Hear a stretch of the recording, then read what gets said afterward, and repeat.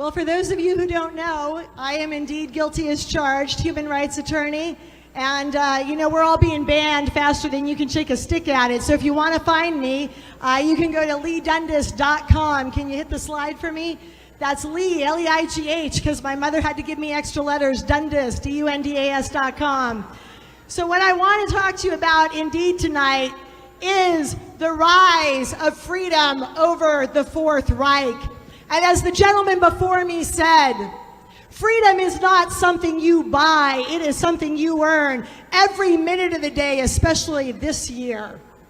Okay, especially this year, because we have a lot going on. And if you don't know what it's like to live in a blue state or a blue town, let me tell you, this week in Orange County, California, the cattle cars of yesteryear, the cattle cars of Auschwitz came rolling into my town wanting my child to get on board. And that is not acceptable. That is completely unacceptable in any place, but especially where I live. So if you don't know what happened in Orange County, about 10 days ago, the Orange County health officer, a little guy by the name of Dr. Clayton Chow, got together with the superintendent of schools in our county, and they hatched a little plan. And they decided in their wisdom that they were going to take our taxpayer-funded schools and turn them in to COVID vaccination centers so they could deploy an experimental medical protocol that killed every ferret in the last animal trial that was done. Worse, they decided they were going to see if they could find a way to legally sidestep parental informed consent so that little Johnny could get bribed with a donut after recess at kindergarten and go walking back to the nurse's office and roll his sleeve up and get this experimental protocol without his parents ever being the wiser. So I don't know how you feel about that, but I know exactly how I felt about that.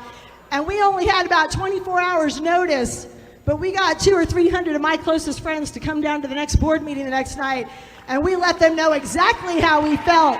Roll the video. Lee Dundas, human rights attorney. Late last week, I am informed a meeting occurred between Orange County Health Officer Dr. Clayton Chow and Orange County Board of Education Superintendent Al Maharz, during which time they apparently tried to find a way to, quote, sidestep and entirely remove informed parental consent for the COVID vaccine and also turn Orange County school campuses into vaccination centers. The COVID-19 vaccine is an experimental medical protocol authorized under the Emergency Use Authorization Act, and as such, you cannot mandate it for anyone, nor can you sidestep informed consent. There is a reason that kids cannot smoke, drive, drink, have sex, vote, or die for this country, and it is because the law says they lack the capacity to understand those decisions, and that applies here more than ever. Hear me loud and hear me well. We will not be morphing our school campuses into COVID vaccine centers for delivery of an experimental medical protocol that killed every ferret in the last animal study they did until such time they had to abandon that study, and then they didn't even do the study this time around because we are the study. The last time humans launched a plan like this to conduct experimental medical protocols on vulnerable populations was in Joseph Mengele's direction. He was an MD known as the Angel of Death. Okay, and he was part of the SS, and in 1943 he was assigned to Auschwitz, where he saw an opportunity to conduct gene research, quote, focused primarily on children with no regard for the health or safety of the victims. This is off the internet, you can Google it. You know what else is gene research? Experimental COVID vaccines with the trans gene inside of it. If you don't believe me, go pull the EUA application for the J&J shot. I come from a long line of Eastern Europeans, Hungarians, and Romanian groups that fled the persecution of the Red Terror communist death squads in the early 1900s, and those of us who didn't make it to America ended up facing the Nazi death squads in the lesser-known Holocaust that was the Romani Holocaust. There is a reason my daughter is named Katya. Her Romani great-grandmother was Katerina Choma, and I, for one, have not forgotten the lessons of our history. The Third Reich did not end with experiments on children, nor when those children died. The Third Reich ended in 1946, when we put the doctors who committed these human experiments on trial in Nuremberg, and then we put them to death. It ended with the adoption of the Nuremberg Code, so we would never repeat the sins of history. And it states, and I quote, the voluntary consent of this human subject is absolutely essential. Dr. Chow and Dr. Maharsh, you are hereby on notice. Last week, you appear to have knowingly hatched a plan to sidestep and or violate international, federal, and state law, not just the Nuremberg informed consent language, but also the black letter law of the EUA, as well as California state law, which punishes, and I quote, the willful failure to obtain a subject's informed consent by imprisonment in county jail for 1 year, or the imposition of a $50,000 fine, or both. Through the planned insertion of experimental gene-altering protocols onto the very children you were elected and charged with protecting. And tonight we are asking the Board of Education for an immediate letter of censure to these individuals. And if they don't resign, for an immediate notice of termination. And that letter also needs to go to the professional boards because they have no business being in these positions. So help me God, the people of Orange County will hold this policy to account.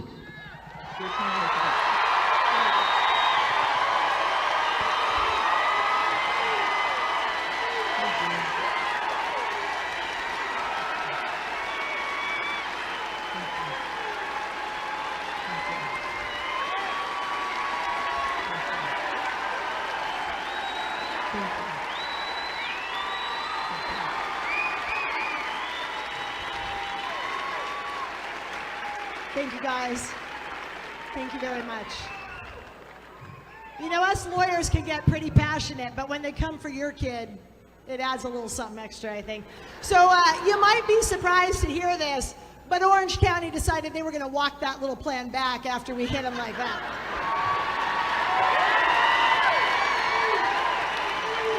Right? All right, so then I thought I was going to get a day off, but I didn't, because the next day I woke up in Chapman University, which is a little religious college right down the road from where I live. They decided they were going to withhold the graduate degrees of their MBA class unless those MBA students rolled over and got this experimental COVID protocol.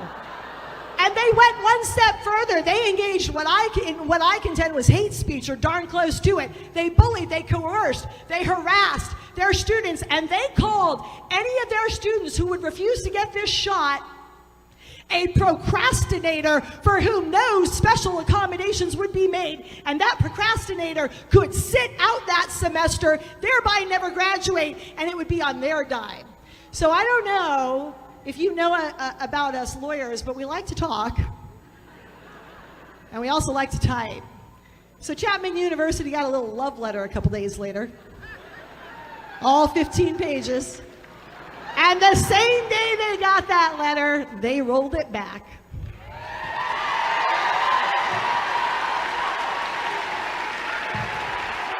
So then, thank you. So then I was really kind of hoping for a day off at this point, but who are we kidding? Everybody on this stage has worked 365 days in a row, probably about 18 hours a day. And the next day I woke up to find that the Board of Supervisors was going to release an electronic digital COVID-19 passport system into our county. Yeah, that's what they decided they were going to do.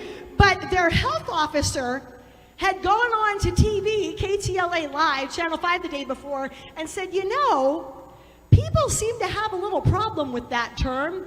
It's a little bit, quote, controversial. So we're going to change the name so people don't know what the heck is going on. So that way, the rhinos on our Republican board, when concerned citizens call up and say, are you voting on a digital passport for COVID-19 inoculations, the secretary can go, nope, we're not. Nope, we're not doing that. And then the second thing they did, and this was really laughable, we're standing, some of the people up here on the stage with me, we're standing at the Board of Supervisors meeting, we're waiting for our turn to talk, and the one lady on the Board of Supervisors meeting has the audacity to say, this is not a policy of exclusion. Well, then she was speaking with forked tongue, because in the next sentence, she says the whole reason they want to do this is to open the county back up so they can all start going to Trader Joe's and Disneyland and sporting events again. So all of us people with a brain and a pulse are standing in line going blink, blink, blink, blink. And I'm thinking quietly to myself, well, you know, I'm sure Hitler didn't think there were very exclusive policies either. And they weren't, so long as you were German. So long as you were German. But the real creme de la creme, cherry on top, was when our board decided they were going to pass the buck. They said, we aren't doing a digital vaccination passport system. We're just making the technology available so the stores can do it. I don't know how your year of masking and fighting the masks has gone, but I think we can all extrapolate from this point forward how it's going to go based on the little mask experiment. So I looked at that board and I thought to myself, you know, you can lipstick this pig 8 ways to Sunday. You can change the dang name 55 times. You can bury this in agenda item 28 and footnote 4 that's on page 88 of that. And we are still going to know that that pig is a lipstick pig. And so we stood up and we gave it to him again. Roll tape. Lee Dundas, human rights attorney. Let me be nothing if not clear. You can call this anything you want, a vaccination verification system, a composite app, ink contract for $3.8 million buried in item 28. We all know it when we see it. It is a digital vaccine passport, and there's a reason Clayton Xiao shied away from it on camera the other night and said people think it's controversial. Yes, it's controversial. It is the beginning and the end of Nazi Germany. It is show me your papers, please, before you pass. It is an electronic dog collar. And since when did Orange County become the People's Republic of China? You won't need Warsaw ghettos. I won't be able to leave my house because nobody will service me. Are you really okay with big tech knowing every place you've been, from Chipotle to the post office to Disneyland, because you had to scan it every single time you left your house, and do not for a second try to absolve yourselves, saying, oh, the marketplace is going to do it. It's on Costco. It's on Disneyland. We're not doing it. That's like the guy who drove the cattle car to Auschwitz saying, there's no blood on my hands, unlike you all call it what it is. This is a Nazi plan, and you are the Fourth Reich if you vote for it.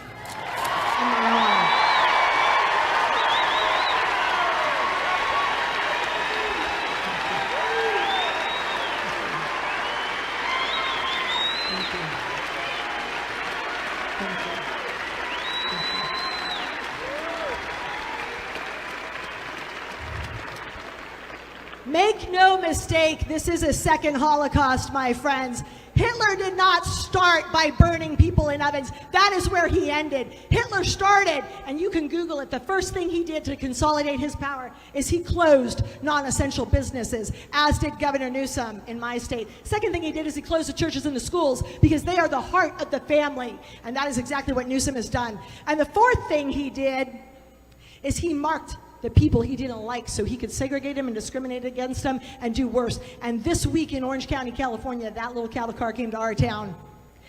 And Hitler started by changing 400 laws in the first 6 years of his reign of power. And my governor changed 400 laws in the first 6 months. The only darn difference between Hitler and Newsom, for the haters who think that it's not okay to analogize to Nazi Germany or that it's not warranted, there is only one difference between Hitler and Newsom, and that is that Newsom has done it 12 times faster than Hitler.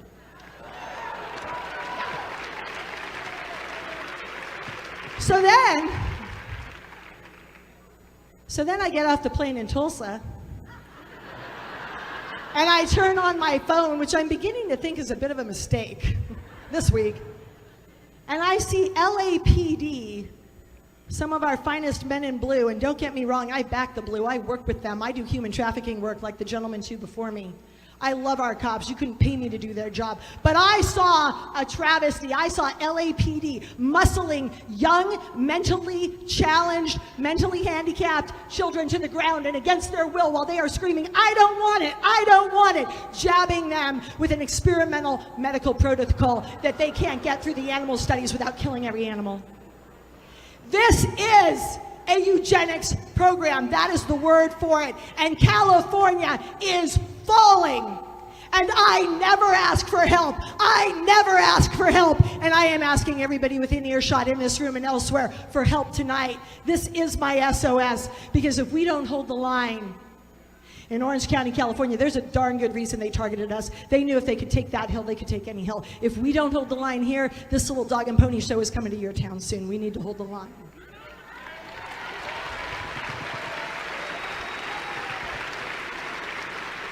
I'm running a little bit behind. I'm going to try to talk fast. I wasn't expecting all the clapping. I want to end with 2 stories. One, my secretary, when I started doing the work, the human trafficking work in Thailand, was a girl who had herself been sex trafficked. And she told me the story one day when we were standing in her office. She said, you know, I was 12 years old, 13, something like that. I was sitting on a bus bench on a rural road in Thailand. And a group of guys came by and they muscled me to the ground. They shoved a needle in my arm, and when I woke up, I was in a slave trading camp on the Thai-Burmese border. And one day the guards in that camp got bored, and they decided they were going to have some sport. And they lined us all up from end to end, and they went girl to girl laying guns on temples. And every girl, when they got to her, would drop to her knees and grapple for the gun to no avail. And she stopped talking when she got to this point of the story, and I looked at her and I said, "What did you do when the guard got to you?" And she looked at me and she took a step forward and she said, "I stood up.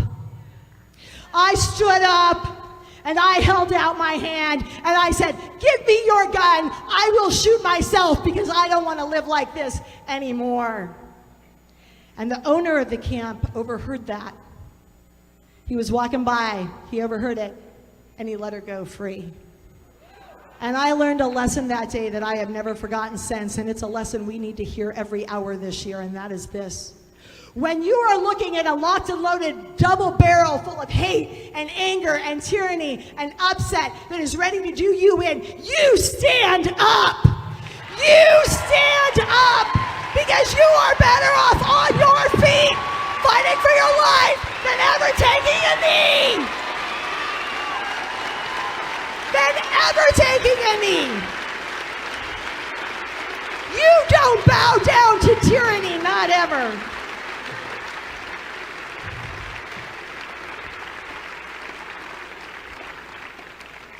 I'm going to tell you how this story ends. We're going to win.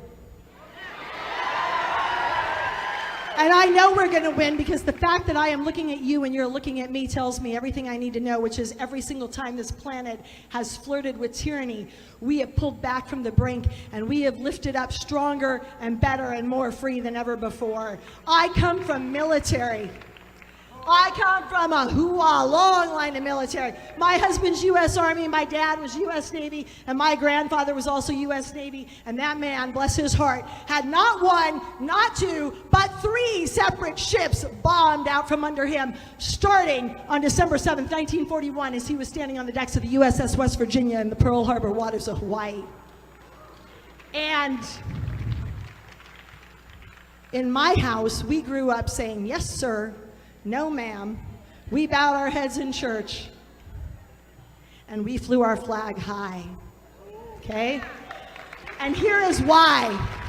If you are within the sound of my voice, you are an heir to freedom. You are the sons and daughters of the men who stormed the beaches at Normandy. We are the sons and daughters of the GIs who came into hot landing zones in Vietnam, into the jungles with their whirlybirds blazing smoke, because by golly, they were not going to leave a man down behind. We are the rightful heirs to the kingdom of freedom, and we are never going to let it be sold out. Not on your watch, not on my watch, not ever. God bless America, and God bless all of you.